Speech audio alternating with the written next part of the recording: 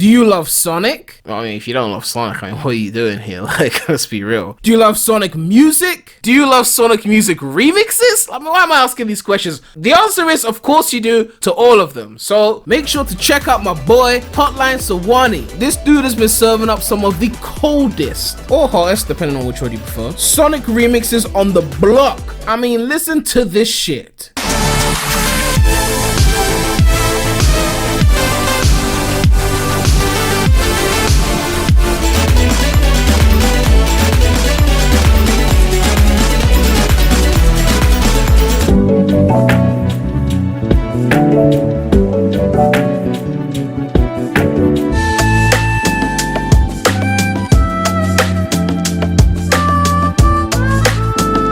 I love that he puts his own spin to it, with like the synth wave and the lo-fi and whatnot, and he's got other content there too, like interviews with popular voice actors in our community as well as other communities, so make sure to check him out.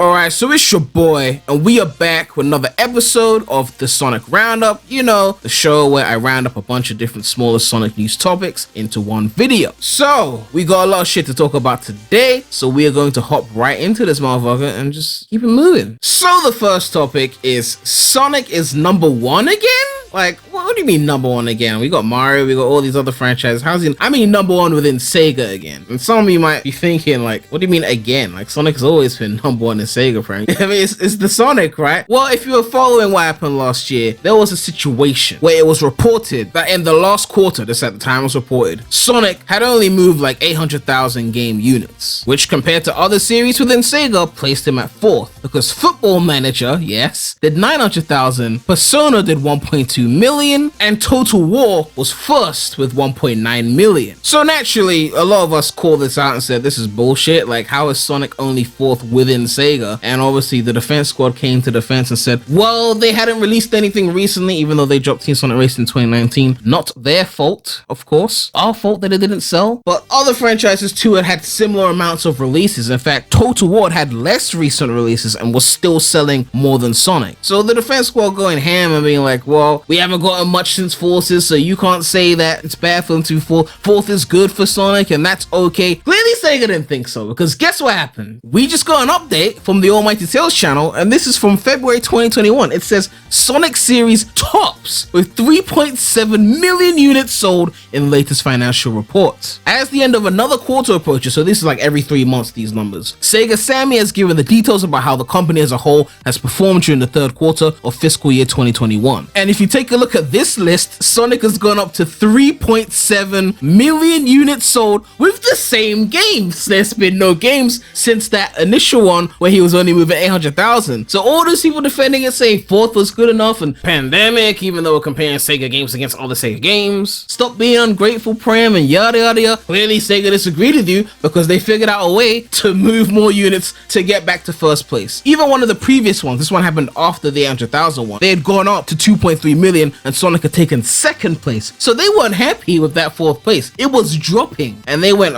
we have to do something about it. We can't be 4th place as Sonic. And they found whatever way they need to find, you know, mad discounts, because I saw they were charging like 50 cents for some Sonic games on Steam. It was peak, but they found a way to at least move those units up. Whether they were units that cost 50 cents or $1, I don't know, but it's good to see that Sonic is back on top again. It makes sense that they'll do it now. Like, they let it die last year to get to 4th place, but now that's the anniversary and they're like, we need to be like Sonic is doing well. We can't go around in our press releases and our conferences and our business meetings and be like Sonic is 4th during its anniversary. So they probably had a campaign to move the units back up to 1st place so that when they talk about the 30th anniversary of the Sonic, they can be like, yep, Sonic is selling well, 3.7 million units in the last quarter, yada yada yada, 1st place. And it's gonna get even higher once we release the new game and the new movie comes out in 2022 and the new TV show. And basically, yeah, I just felt like I had to point this one out because you guys were so adamant to defend 4th place that you were comfortable, you were content with it. And when Sega said, no, we're not content with it, we're gonna do better, now you're parading it around like, you see, the Sonic is #1, Sonic is undefeated. I thought you didn't care about the numbers. I thought you were fine with 4th place. Clearly you weren't. It's like when Sonic does one little thing right, even if it's something that they should have done, like being the highest selling franchise within Sega, then people parade it around like as if it wasn't to be expected, like as if it shouldn't have been the norm. But when he wasn't selling, it was like try and like denounce it like it doesn't matter, try and defend the fuck out the Sonic, and it was just like, it's okay okay to accept that this thing wasn't right, that they should have been selling more units, you know? On to the next topic, and this one is a big one. Back to Roger. So as we all know, Roger's no longer the voice of Sonic, and it seems like he's done an interview on a podcast called Voices from Krypton. We see the article here. It says, Sonic the Hedgehog voice actor Roger Craig Smith reflects on playing Batman, Captain America, and more. And in this podcast, they basically ask him the circumstances surrounding his leaving Sonic and essentially what happened. And I'm going to play some of the clips here, and then I'm going to discuss it. It's like, I have no idea what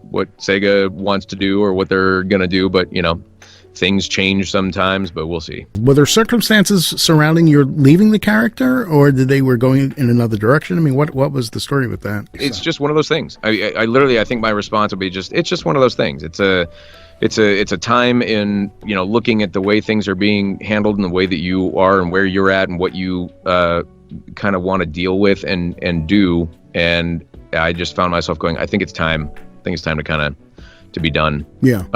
And so that's what that was. You know, okay. It's like, I know people are like, they're sort of surprised and shocked by it. And it was like, yeah. And I've seen all the speculation online. Well, voice actors don't walk away from roles. He was fired. And right. Of course. Everybody has an opinion. I reply to somebody and go, you have absolutely no idea how this industry works. And it's like, it's amazing all the experts that are out there that have nothing to do with this industry that make all these assumptions and, you know, well, this is how this works and this is what this does. And it comes down to everything. There's, you know, like I said, when the launch of Resident Evil 5 happened, there were moments where I was like, oh, okay, so I don't get invited to the launch party. That's interesting. Yeah. Okay. I'm the voice of your protagonist, but somehow, you know, being told there was no launch party, and then the launch party happens, and they shut down like an entire city block in San Francisco, and but there was no party.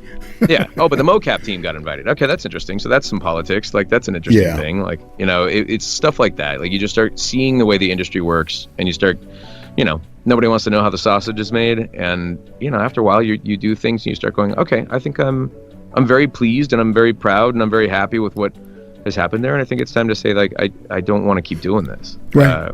I know some people would just be like, well, why? And it's like, doesn't have to make sense to you. Right. It doesn't. Like, it doesn't. Perfect good sense to me, and it was the right thing to do, and I'm happy to have done it. And it's like, yeah, that's just how it goes. It's just one of those things. You know, it's like, it was just one of those things. I mean, there's no hatred. There's no, like, you know, how dare they? There was no major, you know, specific thing that had me going, and that was the straw that broke this camel's back. It was just sort of like, nah, you know, we've done this for a good 10 years, and things have been different over there. So let's just let it be what it's going to be. And guess what? You've worked hard enough and long enough to earn the right to be able to say, I don't feel like doing that. Having to move back to California. If it was just like, nope, dude, they're not going to hire you because they're not going to do remotes anymore. And it's like, okay, well, I guess I got to go back to California. California, here you come, right? So basically, I guess what he's trying to say is, you know, we don't know the full story and that he wasn't fired per se, that he decided to walk away. From what I can gather, this is kind of like, he admitted that things over there were different. And basically, I guess he's trying to say something along the lines of, the way they were working, it was something I didn't agree with, something I didn't want to go along with, so I decided to walk. I mean, it makes sense, right? He talked about wanting to move, you know, because obviously he records in a certain location. You know, some voice acting jobs, they're allowed to work remotely, so they have their own setup at home and they can do the role, and they'll just be guided by like the coach or whatever remotely and things like that. And other roles, they want you to be there in the physical location, and I think based on the way he was talking, it was like they didn't want to accommodate those kind of things. Like, I guess he wanted to move somewhere else and they didn't want to accommodate that, and maybe some other things going on in SEGA that just, I guess he didn't feel like he was valued enough, because he even brought up a Resident Evil example where he was voicing the protagonist and he wasn't invited to the party for the game. Yes, I know Resident Evil isn't SEGA. I'm just saying the correlation of that topic and how it was brought up regarding this whole situation. It seems along those lines of SEGA wouldn't treat me to a level that I felt like I wanted to be treated, given that he's kind of a veteran when it comes to voice acting, and I guess he just wasn't happy with that situation, decided, you know, I'm done with this. Because I don't think he would have just chosen to leave if SEGA would just treat him amazingly, right? Like, I don't think that would have been the case. I mean, we're talking about the same company where the head of Sonic team left. Like, Yuji Naka left Sonic. I don't think he would have left Sonic if SEGA was the perfect company to work for. All those developers that worked on Unleashed and Gen's level design who ended up leaving to work for Nintendo, I don't think they all would have left if SEGA was doing them so well. Like, even like the story about Drummond coming back in 2010 to voice Sonic again, and they wanted him to leave his union and all sorts of shit, and he was like, I'm not taking this deal, this shit's trash. Like, I'm not gonna pretend I know all the ins and outs of what's going on in SEGA, but clearly we can agree that there's probably nicer companies to work for, let's be honest, right? The head left. Now, of course, some people decided to take this information and parade this around and be like, you see, you can't trust Sonic Tubers. Sonic Tubers lied and said Roger was fired and this is that. Those damn Sonic Tubers, and I would have gone away with it if it wasn't for you meddling Sonic Tubers, you know what I mean?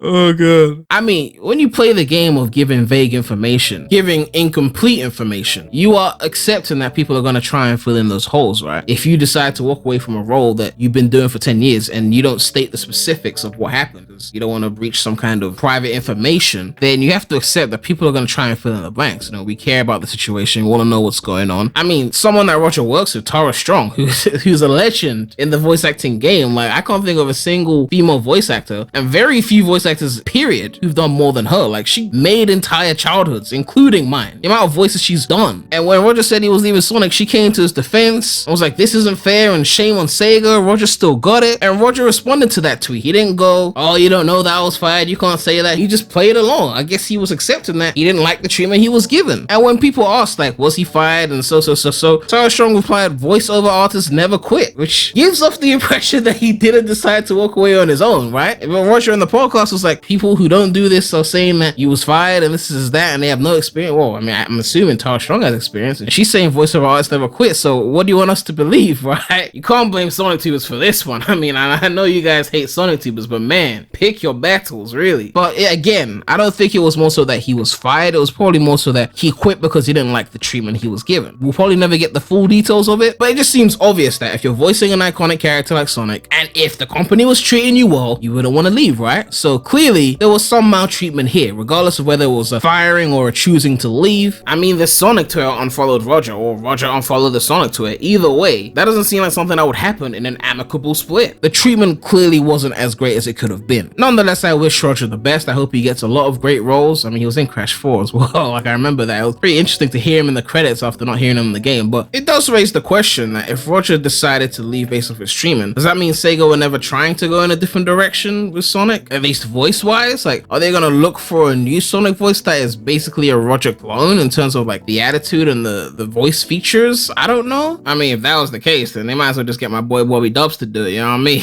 Piece of cake! Let's do that again sometime! I mean, they also seemingly got rid of Colleen and Cindy Robinson, or maybe they all didn't like the treatment. Maybe they all decided to leave together. Maybe none of them were fired. Maybe that was it. Even though Colleen kind of put the fingers crossed when they said, hopefully you're still in the games and things like that. But I don't know. This whole situation is kind of peak. We'll see what happens when they reveal the 2021 game. I probably should say when they reveal the 2020 something game. I don't know if it's coming out 2022, 2024 at this rate. We'll wait, right? And on to the final topic, Sonic Prime. Now, if you don't know already, which, I mean, come on, you don't know already, there's a TV show coming out in 2020, so a Sonic TV show, I keep doing that, a Sonic TV show coming out in 2022 called Sonic Prime. We learned a bunch of things about it, including the multiverse. There was some news earlier in the month where there was apparently going to be multiple Sonics, and I never made a video on this because I was struggling to find like definitive sources for it. My assumption is that the guy who said it deleted it, but I've been looking through some videos and some screenshots, and basically we can see here from Sonic Paradise, it says, according to information revealed to Sonic Paradise by well-known insider Daniel Richman, Sonic Prime will have going through the multiverse, meeting different versions of himself and his friends. So yeah, this guy is apparently an insider, and he's saying that there's going to be multiple versions of Sonic. But when someone brought this up to the Almighty Tales channel, they said this rumor was relayed by an insider who, in our belief, has a spotty record reporting Sonic-related information. Unless we get an official confirmation or the rumor can be independently verified, then the story will not be treated as important and will not be relayed. So the Almighty Tales channel basically put the hammer down and said, yo, we ain't taking this shit seriously, nigga. So according to them, it's not true. And since the Almighty Tales channel said it, that means that we are inclined to believe them, right? And to be quite frank, I want to believe this because I don't want no multiple Sonic fuck shit. No. A lot of people think that multiple Sonics is gonna be like classic adventure. No, it's not gonna be that shit. Okay, it's most likely gonna be a bunch of different kinds. You remember like the Fairly Odd Parents, the Crimson Chins, the different versions of Crimson?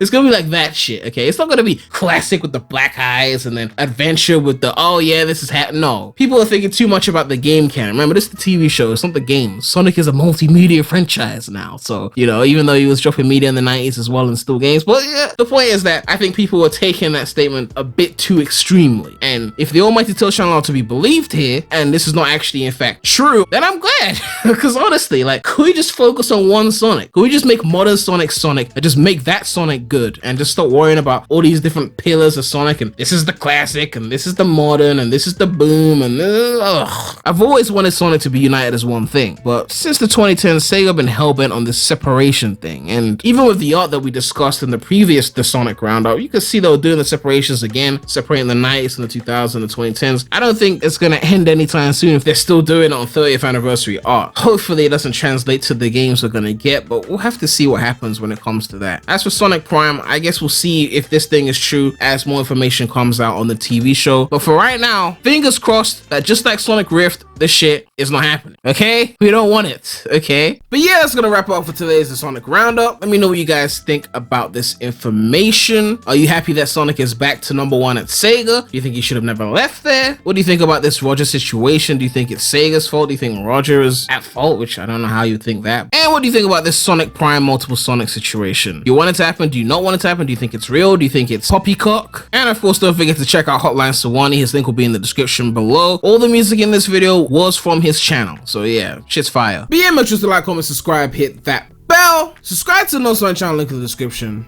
But that's all I have to say right now, so Premy out.